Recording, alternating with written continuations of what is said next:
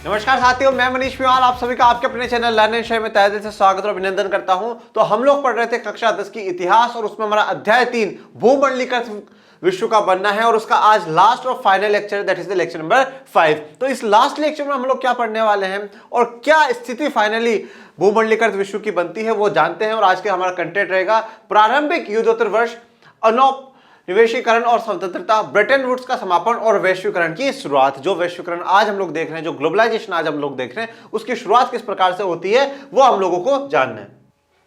आइए, प्रारंभिक युद्धोत्तर वर्ष। ब्रेटन वुड्स व्यवस्था ने पश्चिमी औद्योगिक राष्ट्र और जापान के लिए व्यापार तथा आय में वृद्धि के एक अप्रतिम युग का सूत्रपात किया। देखो, अब मेरी बात सुनना। ब्रेटन वुड्स व्यवस्था हम लोग लास्ट लेक्चर में देख करके आए हैं कि ब्रेटन वुड्स व्यवस्था क्या है, जिसमें कि एक तो आईएमएफ अंतर्राष्ट्रीय मुद्रा कोष की स्थापना करी गई और एक विश्व बैंक की स्थापना करी गई, जिसे अंतर्राष्ट्रीय पूर्ण निर्माण और विकास बैंक भी कहा गया। तो ब्रेटन वुड्स जो व्यवस्था थी उसने क्या करा है कि पश्चिमी औद्योगिक राष्ट्र, जो पश्चिमी औद्योगिक राष्ट्र है, जो इंडस्ट्रीज पे, उद्योगों पे बहुत निर्भर है, उन राष्ट्रों के लिए और जापान के लिए व्यापार और आय की वृद्धि में एक बहुत इंपॉर्टेंट रोल प्ले करा है। इन दशकों में तकनीक और उद्यम का विश्वव्यापी प्रसार हुआ। विकासशील देश विकसित औद्योगिक देशों के बराबर पहुंचने की जीतोड़ कोशिश कर रहे हैं। देखिए, अब आप थोड़ी सी ना कंडीशंस को समझने की कोशिश करिएगा। यहां पर हमने लास्ट लेक्चर में पढ़ा है कि आईएमएफ और विश्व बैंक ये कब से काम करना शुरू करते हैं? काम करना शुरू करते हैं 1947 से, 1947 से काम करना शुरू करते हैं। दो तीन स्थिति आप समझने की कोशिश करिएगा। एक तो ये वो दौर चल रहा है जब दुनिया में शीत युद्ध चल रहा है। मैंने आप लोगों को लास्ट लेक्चर में बताया था कि शीत युद्ध क्या होता है और इसका जो टाइम पीरियड होता है वो 1945 से लेकर के 1991 तक का होता है। एक तो ये चल रहा है कि शीत युद्ध उस समय में चल रहा है। दूसरा ये वो दौर रहा है जब बहुत से देश उपनिवेशवाद से क्या हो रहे हैं? आजाद हो रहे हैं, जैसे कि भारत भी हुआ है। उपनिवेशवाद से आजादी। दूसरा हमें यह मिला है कि उपनिवेशवाद से क्या हुए हैं? लोग आजाद हुए हैं, देश आजाद हुए हैं। और अब तीसरा जो है हमारे सामने ये एक रहेगा विकास का, कि विकास किस प्रकार से होगा।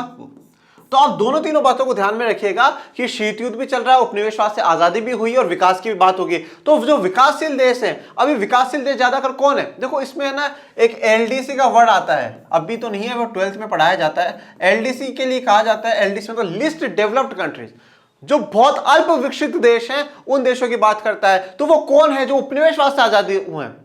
आप भारत की बात कर लीजिए, गरीबी में सबसे ऊपर, शिक्षा में पिछड़ा हुआ, सामाजिक समस्याएं ज्यादा थी, विभाजन का जो दर था वो ज्यादा था, तो अपनी समस्याएं भी ज्यादा थी। उसके बावजूद भी फिर भी विकास करना एक हमारे लिए बहुत बड़ा क्या था? चैलेंज बनकर के रहा। परंतु जो विकासशील देश जितने भी हो, जो आजाद हुए उपनिवेशवाद से, उन्होंने पूरी जीतोड़ कोशिश करी, इतनी मेहनत करी कि हम क्या है, विकसित देशों के बराबर पहुंच सके, और ना भी बराबर भी ना पहुंच सके तो हम हमारा डेवलपमेंट तो कर सके।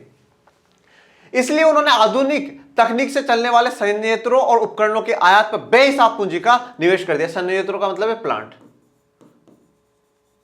ओके, प्लांट और उपकरण जो इक्विपमेंट्स होते हैं उन सबको आयात करने में बेहिसाब पूंजी का निवेश करा। अब एक्चुअल में हुआ क्या कि ये जो उपनिवेशवाद से आजाद जो देश हो रहे हैं, ये देश या और भी कोई बाकी जो विकासशील देश है, जो भी विकसित नहीं हुआ, ओके, तो अब इन लोगों को दिमाग में एक ही बात थी कि अगर हम विकसित हो सकते हैं तो एक ही तरीके से हो सकते हैं, वो है औद्योगिकरण। इंडस्ट्री के द्वारा, उद्योगों के द्वारा ही हम लोग क्या हो सकते हैं? विकसित हो सकते हैं। पर उद्योगों में भी क्या है? हमें टेक्नोलॉजी चाहिए, हमें तकनीक चाहिए, बढ़िया मशीनरी चाहिए, बढ़िया एक्सीलेंट वर्कर्स हम लोगों को चाहिए।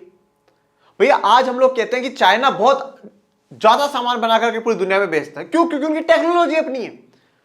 और हमारे सामान महंगे होते हैं क्योंकि हमें टेक्नोलॉजी आयात करनी पड़ी है, मंगवानी पड़ी है। यही कारण था कि उस समय भी कि जो ये विकासशील देश है, उनकी सोच थी कि उद्योगों से हमारा विकास होगा और उद्योगों के विकास के लिए टेक्नोलॉजी, तकनीक बहुत जरूरी है। तो वो तकनीक आयात करी जा रही थी और बहुत दुख के साथ कहना पड़ता है कि आयात भी उन देशों से करना पड़ रहा था जो हजारों सालों तक इनको गुलाम बना करके रख करके गए थे, जिन्होंने इनकी पूरी संपत्ति को, इनके खनिज को, इनके संसाधनों को पूरी तरीके से लूट करके भिखारी बना दिया और फिर वापस उन्हीं के शरण में जाना पड़ रहा था। यह बहुत दुखद मुद्दा था।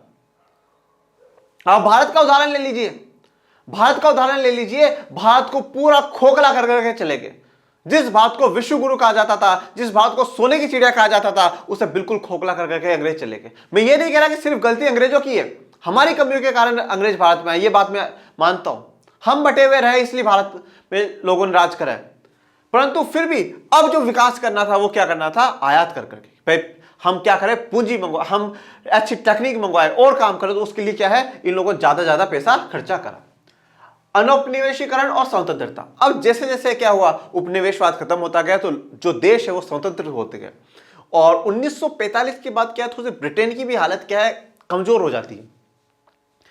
ब्रिटेन की हालत कमजोर हो जाती है और पूरी दुनिया में दो बड़े देश नजर आते हैं, एक अमेरिका होता है और एक सोवियत संघ होता है। ब्रिटेन थोड़ा सा कमजोर पड़ जाता है। ब्रिटेन का सब इतना खर्चा नहीं था कि वो दूसरे देशों पे जो राज कर रहा उनको भी संभाल सके, तो इसलिए उसने क्या करा, फ्री करने की सोची और देशों को लिबरल, आजाद, स्वतंत्रता देने की बात करना शुरू हुई। अगले 2 दशकों में एशिया और अफ्रीका के ज्यादातर उपनिवेश स्वतंत्र स्वाधीन राष्ट्र बन चुके थे, लेकिन ये सभी देश गरीबी व संसाधनों की कमी से जूझ रहे थे। आपको एक और इंटरेस्टिंग फैक्ट मैं यहां पे बता देता हूं। अब यहां पे जो भी देश आजाद हो रहे हैं, एक बात, मेरी बात बहुत ध्यान से सुनिएगा। मैंने अभी क्या कहा कि दौर है ना शीत युद्ध का चल रहा है।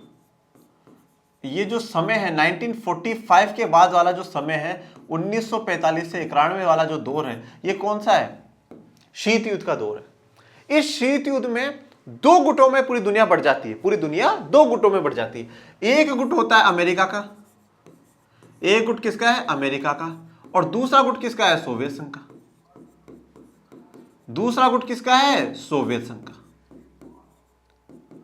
अब यहां पर क्या है, 2 गुट बनते हैं, एक बनता है पश्चिमी गुट और एक बनता है पूर्वी गुट। ओके, एक बनता है पश्चिमी गुट जिसे इंग्लिश में वेस्टर्न अलायंस कहा जाता है।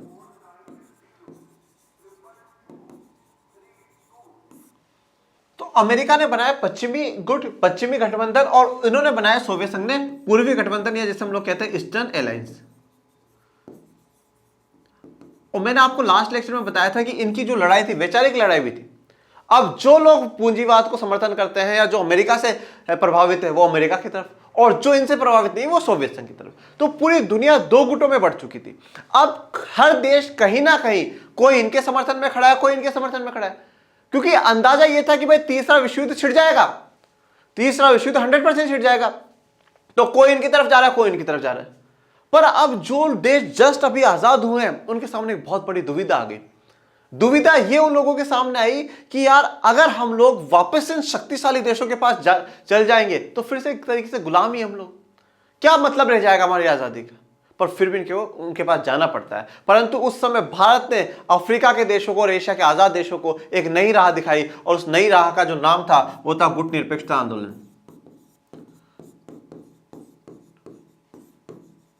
गुट निरपेक्षता आंदोलन, या जिसे हम लोग इंग्लिश में कहते हैं नेम, नॉन अलाइंग मूवमेंट। तो उस समय जवाहरलाल नेहरू और बाकी नेताओं ने मिलकर के, एशिया अफ्रीका के 5 नेताओं ने टोटल मिलकर के इसकी शुरुआत करी। नेम की शुरुआत में 3 थे, फिर बाद में 5 आते हैं। तो गुट निरपेक्षता आंदोलन की उन्होंने शुरुआत करी। उन्होंने बोला ना हम इनकी तरफ है ना हम इनकी तरफ, हम न्यूट्रल है, हम आजाद है, हमारी खुद की पॉलिसियां होंगी, हमारे खुद के विचार होंगे, हमारी खुद की रणनीतियां होंगी, किससे संबंध रखना किससे नहीं रखना ये हम लोग डिसाइड करेंगे। ये इसमें काफी बड़ा प्रभाव एशिया और अफ्रीका पे पड़ता है। और ये नेम होने के कारण ही क्या है, बहुत सी बार यहाँ पे बीच में मध्यस्थता के लिए जवाहरलाल नेहरू जाते भी हैं और मध्यस्थता करते भी हैं। उनकी अर्थव्यवस्था और समाज लंबे समय तक चले औपनिवेशिक शासन के कारण अस्त व्यस्त हो चुका था। तो अब गरीबी भी थी, संसाधन भी उनके नहीं थे। सारे संसाधनों को कौन खत्म कर चुका था, जिन्होंने उनके ऊपर राज करा, चाहे वो अंग्रेज हो, चाहे फ्रांस हो, ब्रिटिशर्स हो, कोई भी हो, जिन्होंने भी राज करा उन्होंने पूरी तरीके से क्या कर दिया, उनकी पूरी अर्थव्यवस्था को अस्त व्यस्त कर दिया, पूरी तरीके से खत्म कर दिया।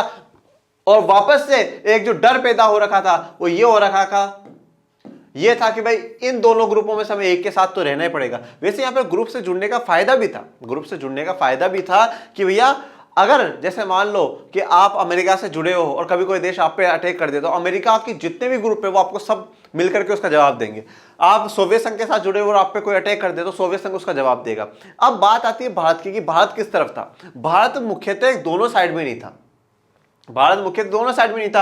गुट निरपेक्ष आंदोलन बना रखा था। पर आपको एक बात बता दूं, भारत का हमेशा से थोड़ा सा जो झुकाव रहा है वो सोवियत संघ की तरफ रहा है, सोवियत संघ की तरफ रहा है। और 1971 में जब पाकिस्तान के साथ हमारी लड़ाई होती है तो उस समय भारत 20 साल के लिए क्या करता है, ट्रीटी साइन करता है, किसके साथ, सोवियत संघ के साथ, वेपन्स के लिए, हथियारों के लिए और बाकी समझौतों के लिए 20 साल के लिए ट्रीटी साइन करता है। वो इसलिए करता है क्योंकि अमेरिका पाकिस्तान के साथ झुका हुआ था, पाकिस्तान अमेरिका के पास चल जाता है, अमेरिका से जुड़ जाता है। तो भारत ने सोचा कि भैया एक तरफ तो झुकना ही पड़ेगा कहीं ना कहीं, तो इसलिए उस समय भारत का थोड़ा सा आलोचना भी करी जाती है कि भाई भारत जब नेम में है तो फिर वो सोवियत संघ के साथ ट्रीटी क्यों कर रहा है। पर भारत कहता है कि हम हमारी रक्षा के लिए कर रहे हैं, आज भी हम मध्यस्थता का ही काम करेंगे, हम दोनों गुटों की तरफ से लड़ाई नहीं लड़ेंगे। और सोवियत संघ ने, जिसे हम आज रूस के नाम से जानते हैं, मतलब कहा जाता है कि भारत का एक बहुत अच्छे मित्रों में से, अच्छे दोस्तों में से कोई है तो वो रशिया है।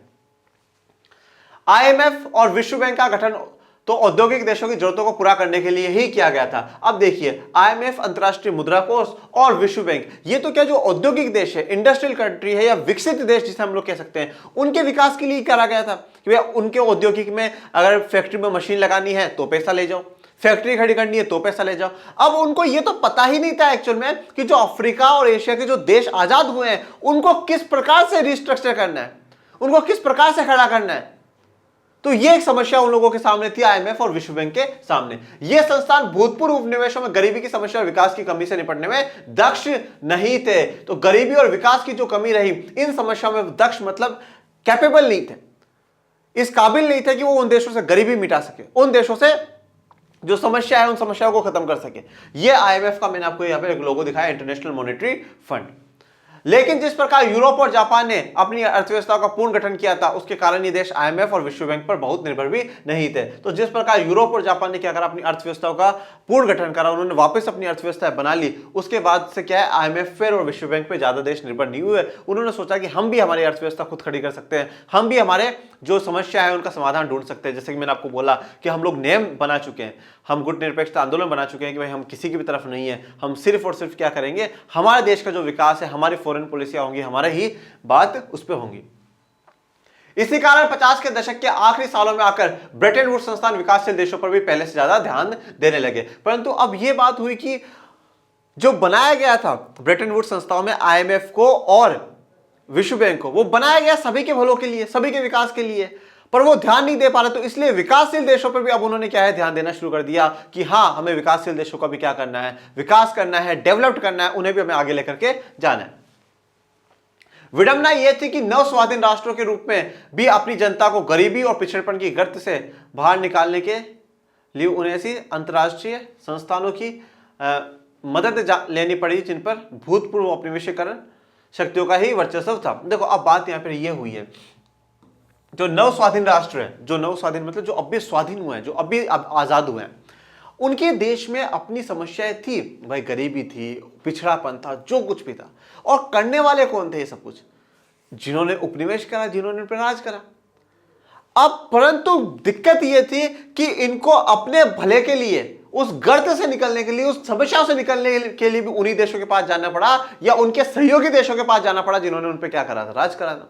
तो चाहिए अंतर्राष्ट्रीय संस्थानों की मदद लेनी पड़ी जिन पर भूतपूर्व औपनिवेशिक शक्तियों का ही वर्चस्व था। तो अंतर्राष्ट्रीय संस्थानों की मदद लेनी पड़ी, उन देशों की मदद लेनी पड़ी, उनकी सहायता की उनको जरूरत पड़ी। यहाँ पे मैंने आपको इमेज दिखाई गरीबी की, और ये बात आज भी सत्य है कि अफ्रीका और एशिया के ही काफी ऐसे देश हैं जो कि गरीब हैं। अफ्रीका और एशिया के ही काफी देश है जो गरीब है। और यहाँ से हमारे पास एक ये भी चीज निकल के आती है कि किसी भी देश को अगर विकसित करना तो सबसे पहले उस देश के लोगों को ही काम करना पड़ेगा। ये IMF, वर्ल्ड बैंक, ये सब बात की बातें हैं। ये भी क्या है, सिर्फ उन्हीं देशों की ज्यादा मदद करते हैं जिन्हों को इनका बहुत ज्यादा सपोर्ट होता है, बहुत पावरफुल होते हैं, उनके लिए ज्यादा अच्छा काम कर पाते हैं। अनौपनिवेशीकरण के बहुत साल बीत जाने के बाद भी बहुत सारे नव स्वाधीन राष्ट्रों की अर्थव्यवस्था पर भूतपूर्व औपनिवेशिक शक्तियों का ही नियंत्रण बना रहा, ठीक है ना। और काफी लंबे समय बाद, आजादी के काफी लंबे समय बाद भी जो देश आजाद हो चुके थे, उनकी आजादी के लंबे समय बाद भी क्या हुआ, उन्हीं देशों का उन पर नियंत्रण बना रहा, उनके संसाधनों पे, उनकी जमीनों पे, उनके हर चीज पे ज्यादा का जो अधिकार है उन्हीं देशों का बना रहा, कंट्रोल उन्हीं का रहा। जो देश ब्रिटेन और फ्रांस के उपनिवेश रह चुके थे या जहां कभी उनका राजनीतिक प्रभुत्व रह चुका, वहां के महत्वपूर्ण संसाधनों जैसे खनिज संपदा और जमीन पर अभी भी ब्रिटिश और फ्रांसीसी कंपनियों का ही नियंत्रण था, और वो इस नियंत्रण को छोड़ने के लिए बिल्कुल भी किसी भी कीमत पर तैयार नहीं थे। अब देखो, जहां पर फ्रांस और ब्रिटेन और फ्रांस ने जहां जहां उपनिवेश करा, कभी उनका राजनीतिक प्रभुत्व था, मतलब जो पॉलिटिकली जो जिनका कभी वहां पर उन्होंने रूल करा, आज भी उन देशों पे क्या है कि उन्हीं की कंपनियों का, उन्हीं की प्राइवेट कंपनियों का क्या अधिकार है, उन्हीं की कंपनियों का क्या है, नियंत्रण है, कंट्रोल है, जो कि बिल्कुल भी नहीं चाहती है कि हम उसे छोड़ दें। जो हम उन कंपनियों को छोड़ दें या उन देशों को छोड़ दें, इनके खनिजों को, खनिज संपदा को, जमीनों को पूरी तरीके से नष्ट करने की फिराक में लगे हुए। पहले इतने साल वैसे पॉलिटिकली रूल करके कर दिया और अब अपनी ही देश की कंपनियां वहां भेज दी, बोले तुम वहां जाओ, बिजनेस करो, व्यापार करो। मतलब वापस से कहीं ना कहीं एक बार ऐसा नजर आता है कि वही साइकिल फिर से चालू कर रहे हैं, फिर से वही साइकिल चालू कर रहे हैं। तो जो कंपनियां है वो बिल्कुल भी छोड़ना नहीं चाहती थी और उनको बिल्कुल कम फायदा देकर के कम मुनाफे पे उनके खनिजों का उनका इस्तेमाल करती थी और अपना देश उसे बेहतर बनाने पे लगी हुई थी।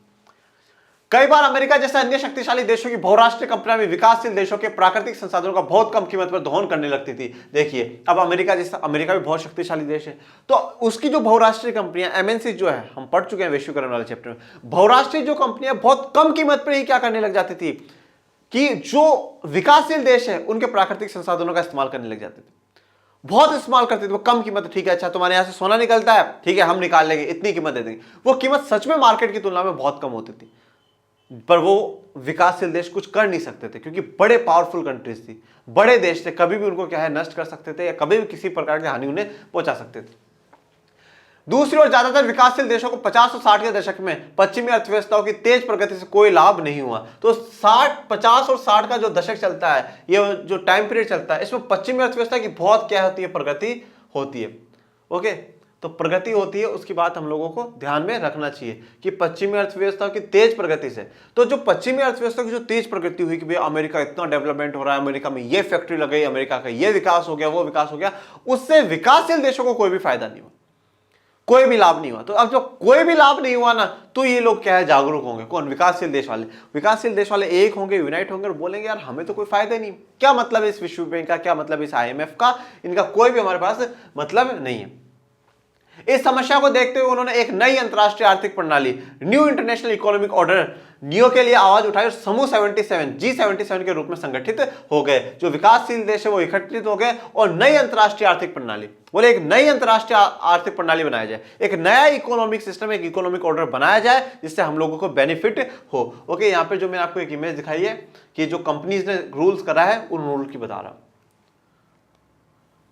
NIEO से उनका आशय एक ऐसी व्यवस्था था जिसमें उन्हें अपने संसाधनों पर ही सही मायनों में नियंत्रण मिल सके। देखो अब उनकी डिमांड्स क्या है, विकासशील जो देश है उनकी डिमांड्स क्या है, और नियो के जो पार्टनर्स है, जो ग्रीन वाला आपको एरिया दिख रहा है पूरा, उसमें आपको नजर आएगा इनकी क्या क्या डिमांड्स है। पहली डिमांड है कि जो उनके संसाधन है, उनकी जो प्राकृतिक संसाधन है, उन संसाधनों पर नियंत्रण मिल सके। कंट्रोल किसका हो? उन देशों का हो। ये बाहर की कंपनी आकर के कंट्रोल जमा रही है, ये कंट्रोल बंद कर दिया जाए, नियंत्रण मिल सके जिसमें उन्हें विकास के लिए अधिक सहायता मिले, और जो बड़े देश है वो हमें विकास के लिए अधिक सहायता करे, मदद करे, क्योंकि हम विकासशील देश है, हमारे पास अब इतने संसाधन नहीं है, हमारे पास इतनी टेक्नोलॉजी नहीं है, हमें क्या करे, मदद करे। कच्चे माल के सही दाम मिले, और कच्चा माल तो हमारे देशों में ही है। कच्चा माल तो भैया खनिज उगा रहे हो, वो खनिज हमारे देश से ही तो निकाल रहे हो तुम लोग, और कोई काम करो हमारे देश। जो भी कच्चा माल अगर कोई भी बाहर की कंपनी लेती है तो उसके हमें सही दाम, सही रेट हमें दी जाए, और तैयार मालों को विकसित देशों के बाजारों में बेचने के लिए बेहतर पहुंच मिल सके। और जो तैयार माल हम लोग रेडी करेंगे, मतलब जो विकासशील देश रेडी करेंगे, उसकी सही विदेशों के बाजारों में भी हमें भी पहुंच मिल सके, हम भी बेच सके, हमें भी उस चीज का अलाउड किया जाए, और अधिक सहायता मिल सके, कच्चे मालों के लिए उन्हें सही दाम मिल सके। ये 4-5 मांगे, 1 मांग, 2 मांग, 3 और 4, ये 4 डिमांड किसने करी है? विकासशील देशों ने करी है, नियोनिक के अंडर में। कि भाई नई जो अंतरराष्ट्रीय आर्थिक सिस्टम बनेगा उसमें ये बातों को ध्यान में रखा जाए, और ये मानचित्र मैंने आपको दिखाया। ब्रेटन वुड्स का समापन और वैश्वीकरण की शुरुआत। तो अब हम लोगों को ये जानना है, जो ब्रेटन वुड्स की जो संस्था है के बारे में हमने पढ़ा, उसका किस प्रकार से समापन का मतलब है कि उसकी तो सिर्फ वैल्यू कम हो जाती है और वैश्वीकरण की शुरुआत हो जाती है। वैश्वीकरण, ग्लोबलाइजेशन, की एक देश दूसरे देश के साथ व्यापार करना शुरू करते हैं और पूरा विश्व एक होते हुए हमें नजर आता है। जो आज का मौजूदा वैश्वीकरण है, मतलब भूमंडलीकृत विश्व, हमने कहा रेशम मार्ग से शुरू करा था, और आज के मौजूदा वैश्वीकरण पे वो वैश्वीकरण जो हमने अर्थशास्त्र के अध्याय 4 में पढ़ा है, उस वैश्वीकरण की बात कर रहा है। 60 के दशक से ही विदेशों में अपनी गतिविधियों की भारी लागत ने अमेरिका की वित्तीय और प्रतिस्पर्धा क्षमता को कमजोर कर दिया। तो 60 के दशक का जो दौर रहा, विदेशों में अपनी उनकी खुद की गतिविधियां होने लगी, खुद के कामकाज होने लगे, खुद की विचारधारा बनने लगी। भारी लागत ने अमेरिका की वित्तीय और मतलब अमेरिका को सबसे बड़ा नुकसान पहुंचाया है। अमेरिकी डॉलर अब दुनिया की प्रधान मुद्रा के रूप में पहले जितना सम्मानित और निर्विवाद नहीं रह गया। सोने की तुलना में डॉलर की कीमत गिरने लगी। ये डॉलर का मैंने एक आपको नोट दिखाया है, करेंसी दिखाई है। तो अब डॉलर की जो है, जो वैल्यू थी डॉलर की, वो डॉलर की वैल्यू धीरे धीरे कम होती जा रही है। सोने की तुलना में भी वैल्यू कम होती जा रही है। जैसे कि हम लोगों ने जाना था कि एक्सचेंज रेट, विनिमय दर के हिसाब से ही ब्रेटन वुड्स में काम होता था, तो ये एक्सचेंज रेट में अब वैल्यू क्या है डॉलर की, गिरती जा रही है।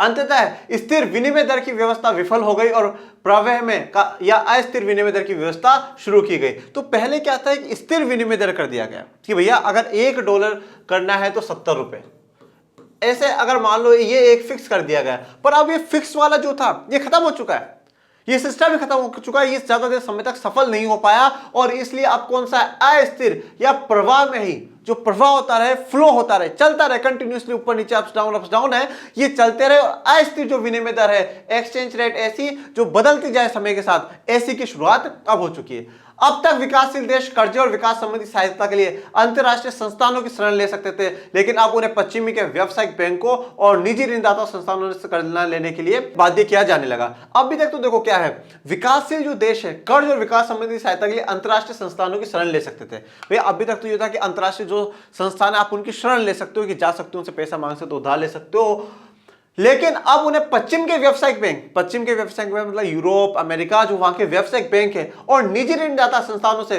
कर्ज न लेने के लिए बाध्य किया जाने लगा। और अब उन्हें बोला गया आप पश्चिम से पैसा लो ही मत। ये विकासशील देशों की यूनिटी नजर आएगी कि अब हमें उनसे पैसा लेना नहीं, उनकी संस्थाओं से पैसा ही लेना ही नहीं है। विकासशील विश्व में समय समय पर कर संकट पैदा होने लगा, जिसके कारण आय में गिरावट आती थी और गरीबी बढ़ने लगती थी। अफ्रीका और लैटिन अमेरिका में यह समस्या सबसे ज्यादा दिखाई देती थी। तो अब समय समय पर जब कर्ज का संकट पैदा होता तो उसके कारण आय गिरती, और आय में जब गिरावट आती तो गरीबी बढ़ने लगती। ये बात हमने अफ्रीका और लैटिन अमेरिका में आप एक बार दक्षिण अमेरिका जो आज का है, साउथ अमेरिका जो महाद्वीप, उसको आप देख सकते हैं। औद्योगिक विश्व में बेरोजगारी की समस्या में फंसने लगा था।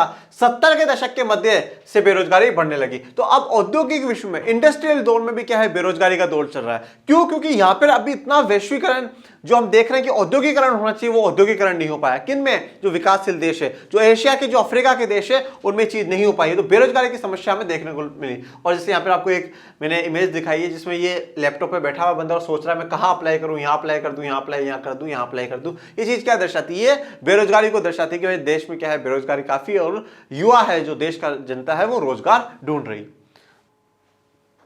90 के दशक के प्रारंभिक वर्षों तक वहां काफी बेरोजगारी रही। 70 के दशक के आखिरी सालों से बहुराष्ट्रीय कंपनियां भी एशिया के ऐसे देशों में उत्पादन केंद्रित करने लगी जहां वेतन कम थे। तो अब जो बहुराष्ट्रीय कंपनियां हैं वो भी ऐसी जगह जाकर के उत्पादन कर रही है जहां पे उनको सस्ते में मजदूर मिल जाए, सस्ते में श्रम मिल जाए, तो आसानी से उनका क्या है, काम हो जाएगा। जैसे कि मैं पहले भी बता चुका हूं, उत्पादन के 4 कारक होते हैं। उत्पादन के 4 कारक होते हैं: भूमि, श्रम, भौतिक पूंजी जो कि हम पैसा लगाते हैं वो भौतिक पूंजी, और फाइनली मानव पूंजी। मानव पूंजी में वैसे सभी मानव आते हैं, परंतु यहाँ पे मुख्यतः जो बात करी गई है, जो मालिक होता है, जो इन तीनों को संभाल करके काम कर रहा होता है, उसी को मानव पूंजी यहाँ पे लिया जाता है। तो बहुराष्ट्रीय कंपनियों के लिए बहुत जरूरी था कि श्रम जो है वो सस्ते में मिल जाए, जो मजदूर है वो सस्ते में मिल जाए, कुशल श्रम भी मिले और अकुशल श्रम भी मिल जाए, दोनों मिल जाए, जिनका वेतन कम हो।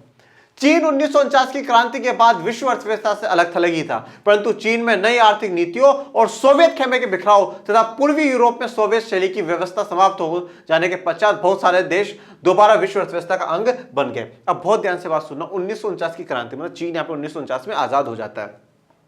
होने के बाद वो अर्थव्यवस्था से अलग रहता है। चीन एक्चुअल में शुरुआत में चीन की और सोवियत संघ की जो विचारधारा है वो मिलती जुलती विचारधारा है। ओके, दोनों ही साम्यवाद समाजवाद के ही समर्थक है। शुरुआत में जो चीन होता है, ये चीन का आपको मैंने झंडा दिखाया है, तो चीन शुरुआत में सोवियत संघ के पक्ष में होता है, परंतु धीरे धीरे वो ये महसूस करता है कि हमें एक तरफ नहीं होना चाहिए। वो अमेरिका से भी फिर रिलेशन बनाना शुरू करता है। जैसे कि हमने देखा शीत युद्ध वाला दौर चल रहा है, अमेरिका से भी वो रिश्ते बनाना शुरू कर देता है, अपनी इकोनॉमी को थोड़ा लिबरल भी करता है। और चाइना की सबसे अच्छी बात यह रही कि उसकी जो आर्थिक नीतियां है वो सफल हुई, और आर्थिक नीतियों में एक सबसे इंपॉर्टेंट आर्थिक नीति उसकी सेज की है।